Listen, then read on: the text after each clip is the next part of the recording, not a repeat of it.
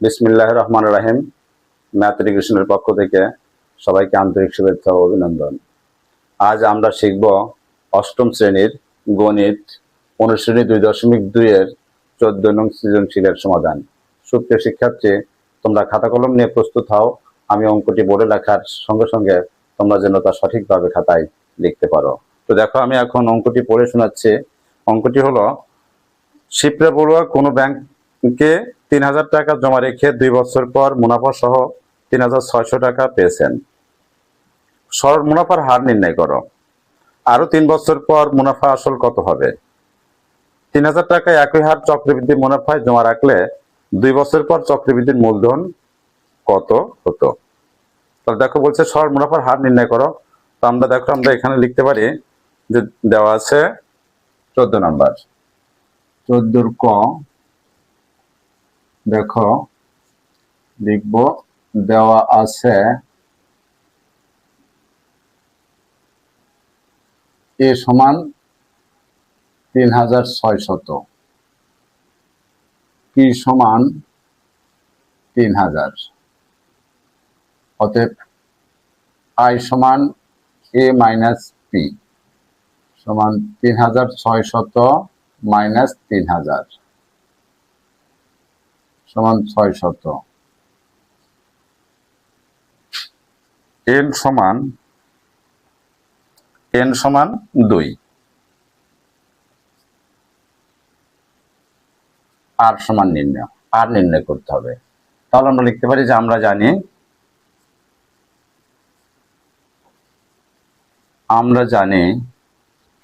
দেখো, আমরা জানি আই সমান পি আর এন, বা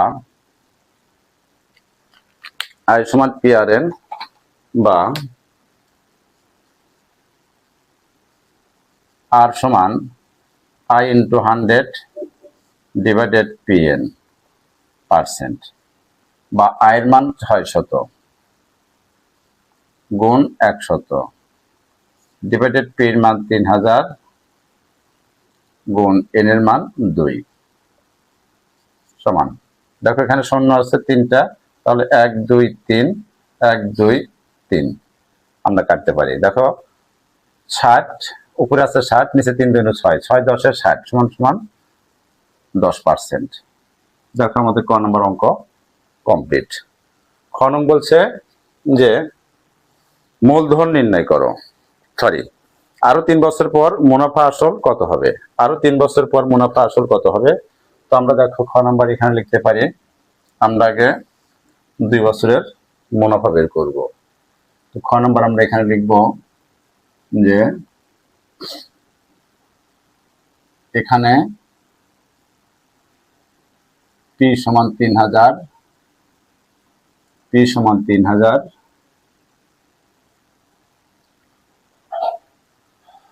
আর সমান 10%, মানে 10/100,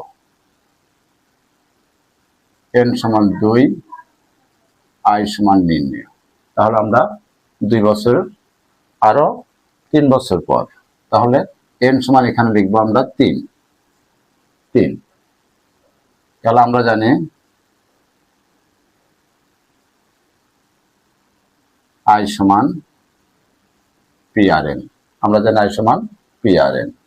দেখো, পির মান 3,000, পির মান 3,000 গুণ আর এর মান 10/100, এন এর মান 3।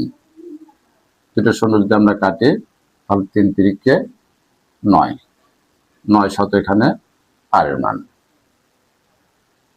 দেওয়া আছে দেওয়া আছে মুনাফা আসল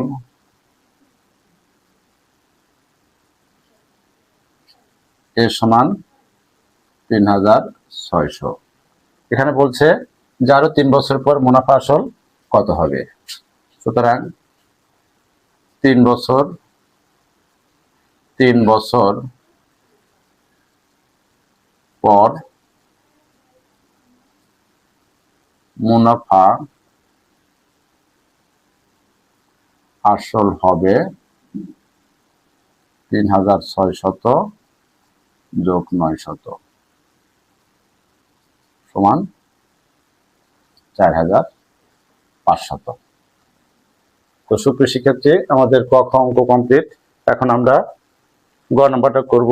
গ নাম্বার বলছে 3000 টাকা একই হার চক্রবৃদ্ধি মুনাফায় জমা রাখলে 2 বছর পর চক্রবৃদ্ধির মূলধন কত হবে? 3000 টাকা একই হার চক্রবৃদ্ধি মুনাফায় জমা রাখলে 2 বছর পর চক্রবৃদ্ধির মূলধন কত হবে? তো দেখো, আমরা এখন চক্রবৃদ্ধির মূলধন নির্ণয় করব।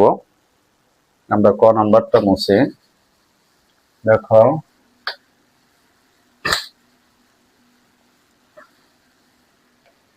তাহলে আমরা লিখব গ নাম্বার যে পি সমান 3000 আর সমান 10%, মানে 10/100, এন সমান 2। এন সমান কত? 2 বলছে। এন সমান 2। সি সমান কত? সি নির্ণয়। চক্রবৃদ্ধির মূলধন সি সমান কত? তাহলে আমরা জানি সি সমান P × 1 + r power of n। তাহলে দেখো, এখানে P এর মান 3000, 1 + r এর মান 10/100, n এর মান 2।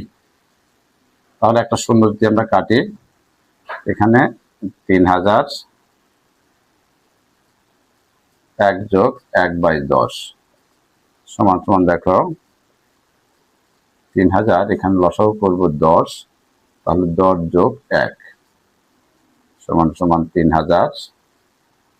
এরপর এখানে 11/10 উপরে 2। তো দেখো, আমরা এখন ক্যালকুলেটর কাজ করব। দেখো, আমরা যদি এই 11/10 যা আসবে, একে আমরা দেখো পাওয়ার করব। 11/10, 11/10 দেখো, আমরা একে পাওয়ার করব। পাওয়ার কত? 2।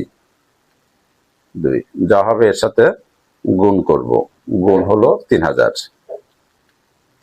সমান সমান দেখো 3630। 3630। সুপ্রিয় শিক্ষার্থী, এ পর্বে আমার 14 নং সৃজনশীল করার কথা ছিল, যা আমরা সম্পূর্ণ করেছি। তো এই সৃজনশীলটি বুঝতে তোমাদের যদি কোনো প্রকার সমস্যা থেকে থাকে, তাহলে অবশ্যই কমেন্টসে জানাবে। তাহলে আমরা পরবর্তীতে সংশোধন দেখার চেষ্টা করব। আর যদি ভালো লেগে থাকে, তাহলে অবশ্যই লাইক, কমেন্ট এবং শেয়ার করবে। আল্লাহ হাফেজ।